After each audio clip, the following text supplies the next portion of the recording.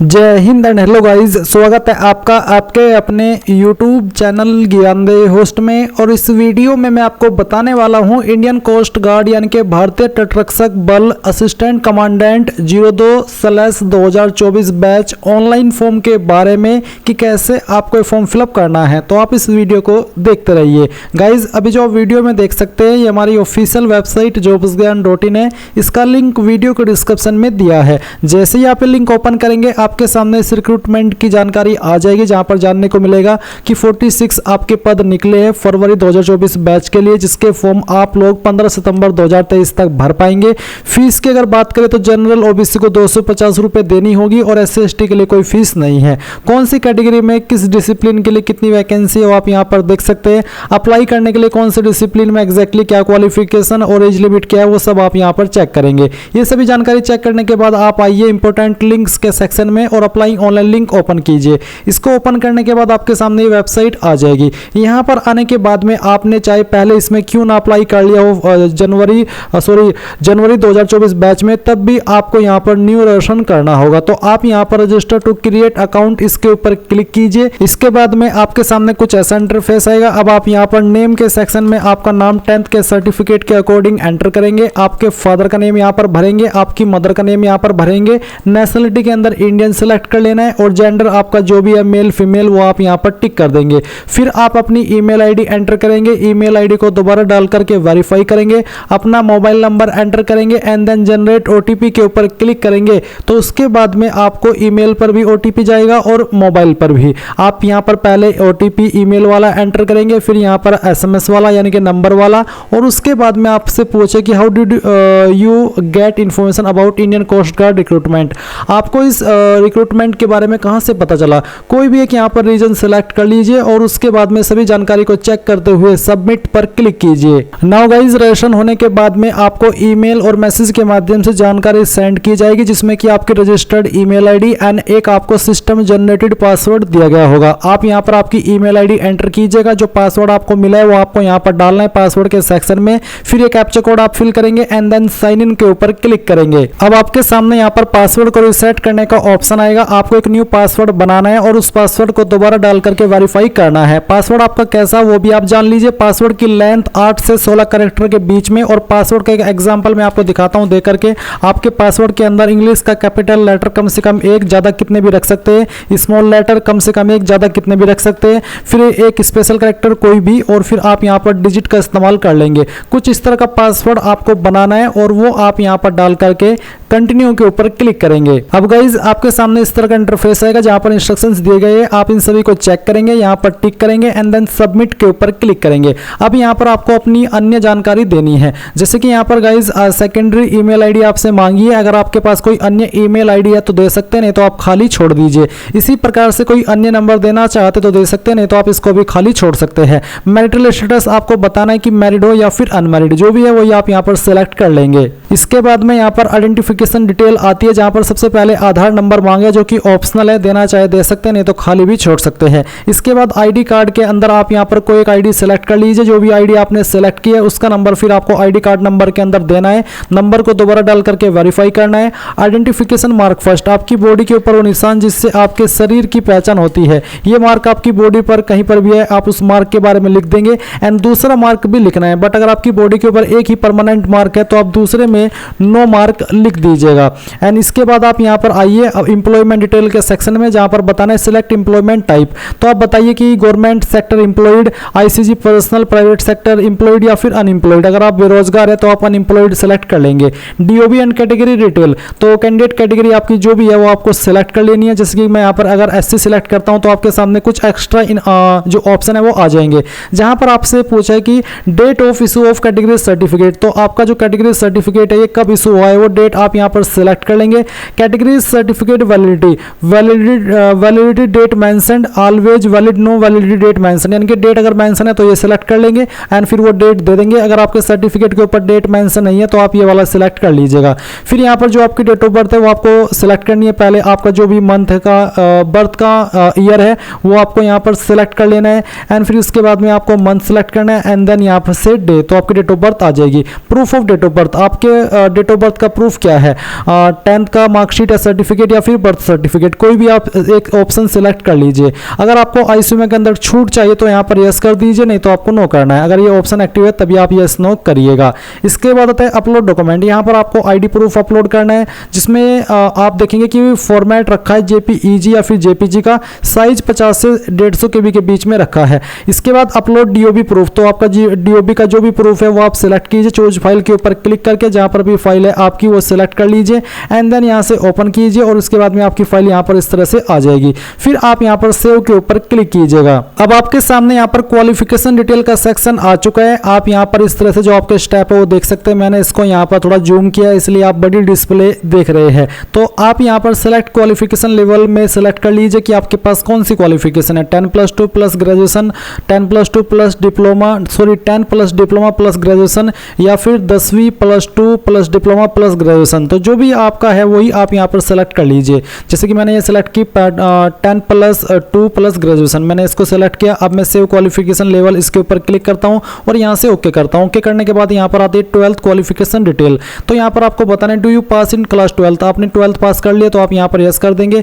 Year of passing, किस साल के अंदर आपने पास की है वो साल आप यहाँ पर कैलेंडर के ऊपर क्लिक करके सिलेक्ट कर लीजिए। जैसे कि चलिए हम यहाँ पर आते हैं और इसको सिलेक्ट कर लेते हैं। फिर आता है सिलेक्ट एजुकेशन बोर्ड, किस बोर्ड के द्वारा किया, आपको यहाँ पर काफी सारे बोर्ड देखने को मिलेंगे। अगर आपका बोर्ड इसके अंदर नहीं है तो आप अदर सिलेक्ट कर लीजिएगा। इसके बाद 12th सर्टिफिकेट नंबर, तो जो भी आपका सर्टिफिकेट का नंबर है वो आप एंटर कर दीजिएगा। इसके बाद indicate grading system as per marksheet, तो किसके अंदर आपके नंबर है, परसेंटेज, सीजीपी या फिर ग्रेड। मैं परसेंटेज सेलेक्ट करता हूँ। फिर आती है परसेंटेज, तो जो भी आपकी परसेंटेज है वो आपको यहाँ पर पॉइंट के साथ में लिखनी है। इसके बाद एंटर सब्जेक्ट वाइज डिटेल, तो आप यहाँ पर सब्जेक्ट वाइज डिटेल लिखेंगे। फिजिक्स में आपको कितने नंबर आप आए थे वो आप लिखिएगा और कितने में से आए थे वो आप मैक्सिमम मार्क्स के अंदर लिखेंगे। मैथमेटिक्स में आपको कितने नंबर आए थे और कितने में से आए थे वो आप यहाँ पर डाल दीजिए एंड देन आप यहाँ पर सेव के ऊपर क्लिक कीजिए। ये जानकारी आपकी सेव हो जाएगी। सेव होने के बाद आपके सामने यहाँ पर ग्रेजुएशन डिटेल का सेक्शन है, इस तरफ आप इसके ऊपर क्लिक कीजिएगा। इसके ऊपर क्लिक करने के बाद सेम वे में पूछे कि आपने आपकी ग्रेजुएशन कंप्लीट कर ली है, अगर हाँ तो यस, नहीं तो आप नो करेंगे। मैं यहाँ पर यस करता हूँ। फिर आपको पूछा कि कौन से साल के अंदर आपने ये पास की है, वो आप सिलेक्ट कर लीजिए। ग्रेजुएशन डिग्री तो कौन सी है, बैचलर ऑफ डिग्री यानी कि बीए या फिर इनमें से कोई अन्य, तो जो भी है वही आप यहाँ पर सिलेक्ट कर लीजिए। ये सिलेक्ट करने के बाद में किसके अंदर आपके नंबर है, सॉरी ग्रेजुएशन स्ट्रीम आपका क्या है वो आप यहाँ पर सिलेक्ट कर लेंगे।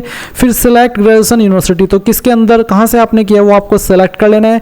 कोर्स ड्यूरेशन इन ईयर, कितने साल का कोर्स है, 3 या 4, वो आपको सिलेक्ट करना है। किसके अंदर आपके नंबर है वो आप बताएंगे एंड अगर आप परसेंटेज सेलेक्ट करें तो आपके कितने नंबर है वो आप यहाँ पर एंटर कर दीजिए। इसके बाद में आप यहाँ पर थोड़ा नीचे आएंगे और आपको बोला है enter graduation marks detail, please fill about detail first then enter the graduation mark detail below. तो आप यहाँ पर ऐड ईयर वाइज डिटेल इसके ऊपर क्लिक कीजिए। फिर आपको यहाँ पर ईयर फर्स्ट सेलेक्ट करना है। ग्रेजुएशन पैटर्न क्या है, एनुअल, सेमेस्टर या फिर ट्रिमेस्टर, तो जो भी है वो आप सिलेक्ट कर लीजिए। जैसे कि मैं एनुअल सेलेक्ट करता हूँ तो फिर आपको आता है पूछा कि ऑब्टेन्ड मार्क्स कितने थे, वो आप यहाँ पर लिखेंगे।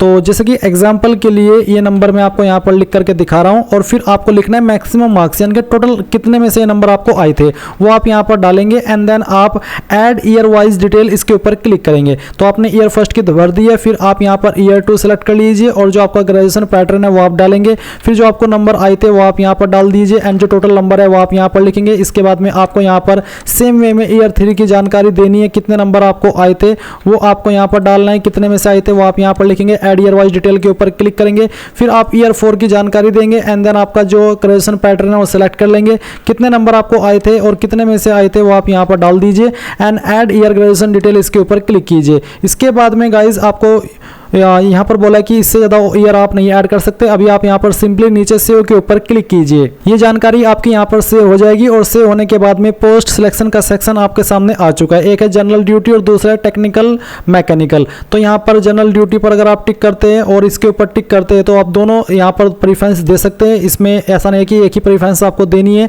तो अगर आप एलिजिबल है दोनों पर तभी आप यहाँ पर दोनों सेलेक्ट कीजिएगा, नहीं तो आपको एक ही सेलेक्ट करना है।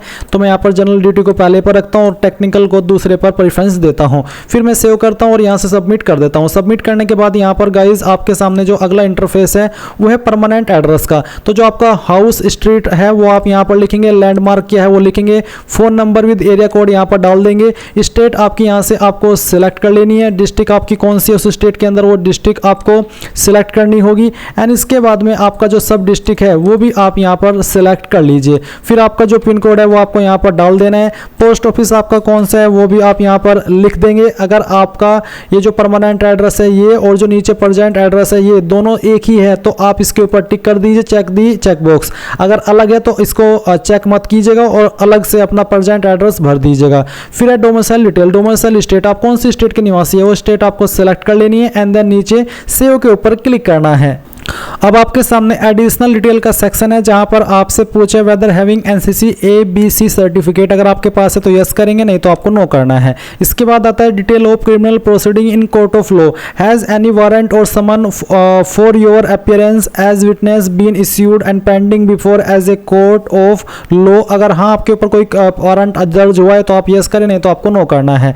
तो बेसिकली आप इनको पढ़िएगा और इनमें आपको आंसर यस नो में करना है, जो चीज़ आपके ऊपर है तो उसमें यस, नहीं तो आपको नो करना होगा। इसके बाद है if the applicant has been convicted, क्या आप कभी कन्विक्ट किए गए हो किसी कोर्ट के द्वारा, यस करें, नहीं तो आपको नो करना है। फिर क्या आप किसी एजेंसी के द्वारा डिब्रेड किए गए हो, ब्लैकलिस्ट किए गए हो, अगर हाँ तो यस, नहीं तो आपको नो करना है। इसके बाद आप यहाँ पर सेव के ऊपर क्लिक कीजिए तो ये जानकारी भी आपके यहाँ पर सेव हो जाएगी। अब आपके सामने आते हैं अपलोड डॉक्यूमेंट का सेक्शन। फोटो आपका कैसा हो आप यहाँ पर समझ लीजिए। जैसे कि जो आपका फोटो है, आपको जो फोटो को फाइल का नेम देना है वो पासपोर्ट को फोटोग्राफ, जैसे कि यहाँ पर दिया है बिल्कुल ब्लू कलर में, सेम फाइल का नेम आपको देना है। सिग्नेचर को सिग्नेचर फाइल नेम देना है, लेफ्ट थंब इंप्रेशन को यही नाम देना है जो कि यहाँ पर दिया है, और नीचे जो ये अंडरस्कोर लगा है ये भी आपको लगाना होगा आपकी फाइल में।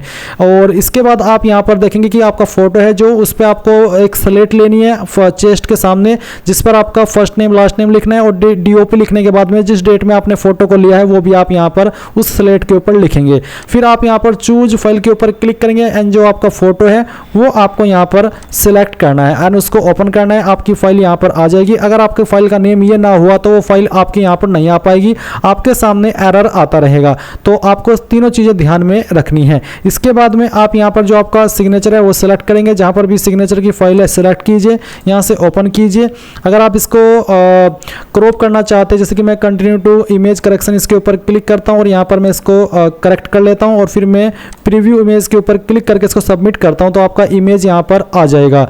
इसके बाद में गाइज यहाँ पर आपके सामने आएगा upload left hand thumb impression, बाएं अंगूठे का निशान आपको अपलोड करना है।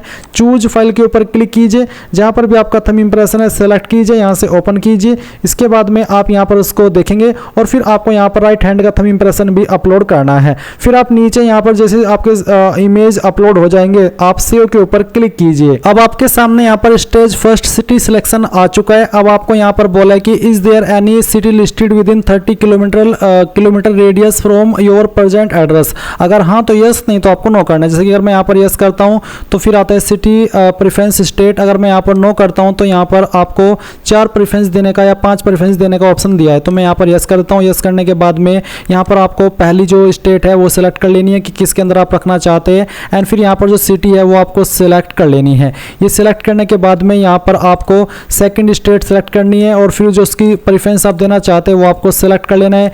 तीसरी स्टेट आप कौन सी रखना चाहते हैं वो आपको यहाँ पर सिलेक्ट कर लेना है, फिर आपको जो उसकी चॉइस देनी है वो आप सिलेक्ट कर लेंगे। फोर्थ स्टेट आपको यहाँ पर सिलेक्ट करनी है, उसकी सिटी आप यहाँ पर सिलेक्ट कर लीजिएगा एंड फिर आपको 5वीं स्टेट सेलेक्ट करनी है और इसके बाद में आप यहाँ पर उसकी प्रेफरेंस भी दे दीजिएगा। फिर आप यहाँ पर सेव के ऊपर क्लिक कीजिए। इसके बाद ये जानकारी सेव हो जाएगी एंड आपके सामने यहाँ पर स्टेज 2 की सिटी सिलेक्शन आ जाएगा। तो पहली चॉइस आपको किसको देनी है वो आपको सिलेक्ट करना है, सेकेंड आपको किसको देनी है, थर्ड आपको किसको देनी है और फोर्थ किसको देनी है वो आप सिलेक्ट करेंगे एंड सेव के ऊपर क्लिक कर देंगे। इसके बाद आप यहाँ से ओके कीजिए। ओके करने के बाद में आपके सामने आपके फॉर्म का प्रीव्यू आ चुका है। आपने जितनी भी जानकारी शुरू से लेकर के अभी तक भरी है वो सभी आप यहाँ पर चेक कर सकते हैं। अगर आपको लगता है कोई जानकारी गलत हो गई तो आप उसको भी सही कर लीजिए, नहीं तो आप यहाँ पर सिटी के अंदर आपकी सिटी का नाम दीजिए जहाँ से आप इस फॉर्म को भर रहे हैं। फिर आप यहाँ पर इन सभी के ऊपर टिक कीजिए जो कि आपको टिक करने के ऑप्शन दिए गए हैं। इन सभी के ऊपर आपको एक एक करके टिक करना है, कोई भी आपको अनटिक नहीं छोड़ना है, नहीं तो सबमिट नहीं हो पाएगा। इसके बाद आप यहाँ पर नीचे सेव के ऊपर क्लिक कीजिए। आपको सभी जानकारी एक बार फिर से चेक करनी है, यहाँ पर टिक करना है और कंफर्म डिटेल्स के ऊपर क्लिक करना है।